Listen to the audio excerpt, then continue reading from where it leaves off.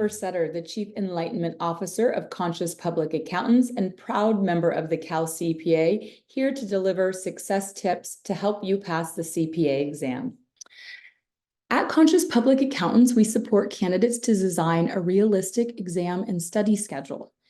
And one of the most important things in order for you to do this is to understand what's going on with CPA Evolution, because there are some timing issues that could very well impact when you're going to be taking your exams. So what you see on the screen here is the 2024 core timeline. These are the times when the core sections of the exam are going to be offered and when their associated score reports are going to come out.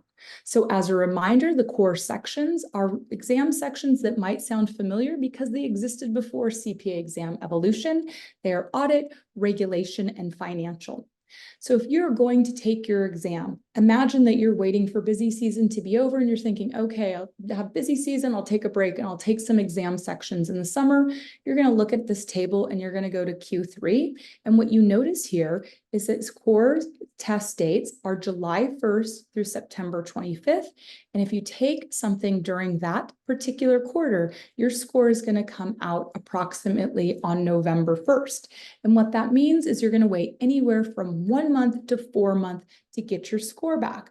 That might be okay for you, right? But you might consider, how do I mitigate any delay times, right? How do I keep that in mind as I make my plan? For some people, it's okay to maybe take something like audit and just go, I don't know what I'm going to get, and I'm going to just jump right into the next section for me and start studying that. And my 2 scores come out on November 1st, and I'm okay with that. Other people might feel differently, but you're going to want to have these in mind as you're going through your own process and building a plan that is perfect for your life, because you're the expert on your life. Now, the other consideration, which is a big consideration, is what is going on with the discipline sections.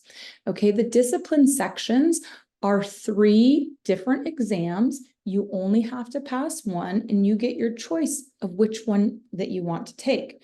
The challenge is you're a little limited in your choice of when you get to actually take it. So back to that example I provided of somebody who wants to take something in the summer after busy season and a little bit of rest. Well, if you're aiming to take a discipline section in the 3rd quarter, you're only going to be able to do so July 1st through the 31st. And when you do that, your score will come out on September 10th, and it's roughly 1.5 to 2.5 month wait time. Now, this one, when you're thinking about your discipline section, what we want to recommend to you here is a couple things. First and foremost, the discipline sections, in theory, are a continuation of the different exams. So if you took regulation, maybe you want to take the continuation of regulation, tax compliance, and planning after that particular one. And if you happen to work in tax and that's your jam, probably you want to take something in Q3, because Q4, you might be busy with the fall busy season deadline. So you want to take into account the compliance deadlines for the area that you work in. That's going to be really critical. The last piece I want to leave you with is you want to make sure that you're keeping up to date on what the most recent test administration schedule and score release timeline is. So we really strongly encourage you to go to the NASBA website. It's the most authoritative source here. It's at nasba.org/exams/news.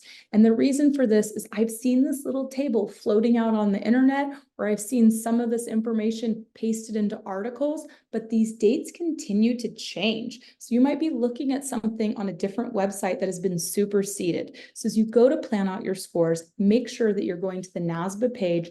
Again, it's the most authoritative resource for you.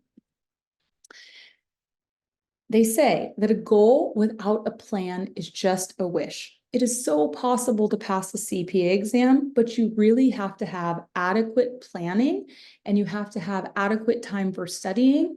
And with the publishing of this test administration schedule and score release timeline, you're really empowered with key information that you're going to need to build a successful plan. Thank you. And on behalf of CalCPA, we wish you all the best with your studies.